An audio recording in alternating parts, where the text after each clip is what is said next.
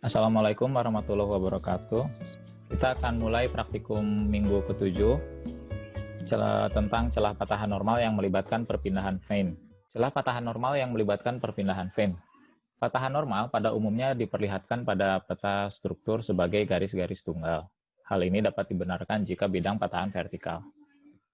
Namun bila bidang patahan memiliki kemiringan, akan terdapat pemisahan horizontal dari batuan yang terpotong oleh patahan tersebut. Daerah pemisahan ini biasanya disebut sebagai datum gap. Pola dari daerah celah ditentukan oleh pertama, besarnya kemiringan batuan, kedua, kemiringan dan bentuk bidang patahan, dan ketiga, besarnya perpindahan horizontal dari datum berkontur.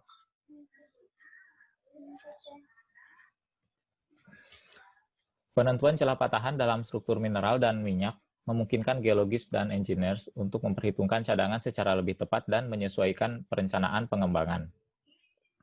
Celah patahan dapat dibuat pada peta kontur subsurface bila terdapat cukup titik-titik yang diketahui untuk membuat kontur bidang patahan dan struktur.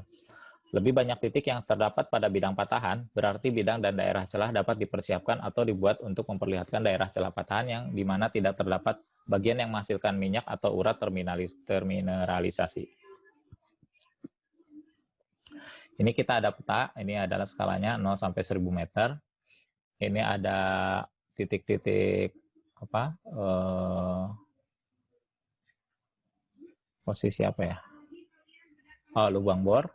Lubang bor posisi di sini ini 1, 2, 3, ini 4, 5, 6, 7, 8, 9, 10, 11, 12, 13, 14, 15, 16, 17 di bawah, dan 18, 19, mana 19? Oh, 19-nya nggak ada ya.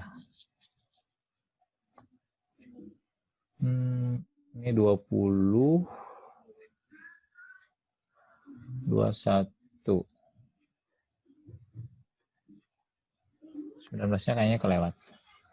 Oke. Terdapat suatu urat setebal 6 hingga 8 kaki dengan arah kemiringan barat laut yang mengandung galena, kalkosit, sphalerite, pirit, emas, dan perak dalam kadar rendah. Urat terpotong dan terdapat offset oleh suatu patahan normal dengan arah kemiringan barat daya. Data yang didapatkan merupakan hasil dari pengeboran. Beberapa data tidak memuat elevasi urat dan patahan oleh karena tidak ditemukan saat melakukan pengeboran. Ini adalah data pengeborannya, lubang bor 1 hingga 21 dengan elevasi vein dan juga elevasi patahan. Di lubang bor 1, elevasi vein 3040, elevasi patahan 3200, lubang bor 2 3150, elevasi patahan 3650, lubang bor 3, elevasi vein 3400, elevasi patahan tidak ditemukan. Nomor 4, lubang bor nomor 4, elevasi vein tidak ditemukan, elevasi patahan ditemukan 2700, dan seterusnya hingga lubang bor 21. Nanti ini bisa di-share, bisa dicaca lagi. Dimasukkan, diketik di Excel. Nah, tahapan pengerjaannya adalah 1. Pindahkan data yang diberikan dalam tabel pada peta dasar. 2. Pergunakan tinta hitam untuk nilai struktur patahan dan tinta merah untuk nilai struktur vein. Buat kontur bidang patahan dengan interval kontur 100 kaki.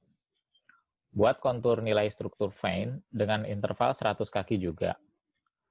Nomor 5. Beri nomor pada kontur-kontur tahap 3 dan 4 di atas. 6. Proyeksikan kontur-kontur struktur sampai memotong kontur-kontur patahan dengan nilai yang sama. 7. Suatu garis yang menghubungkan titik-titik perpotongan ini merupakan kedua batas celah patahan. 8. Warnai daerah celah. 9. Pada bagian sisi patahan yang turun, vein itu terletak di atas bidang patahan. Kemudian pada sisi patahan yang naik, vein itu berada di bawah bidang patahan. Tugasnya adalah nomor 1, berapakah kemiringan rata-rata patahan? 2, bandingkan jurus patahan dan jurus vein. 3, berapakah perbedaan bearing? 4, berapakah kemiringan rata-rata vein pada bagian sisi yang naik dan pada bagian sisi yang turun? 5, Berapakah luas daerah diperkirakan dalam acre yang tercakup dalam celah patahan dalam batas peta? Berapakah banyak biji yang tidak terdapat dalam daerah datum gap bila dianggap biji yang menguntungkan adalah 5% dari volume vein? Tugas diupload berupa file PDF atau sesuaikan dengan Google formulir yang telah dibuat di alamat di bawah ini. Maksimal tanggal 16 Oktober atau Jumat depan pukul 8 pagi. Terima kasih.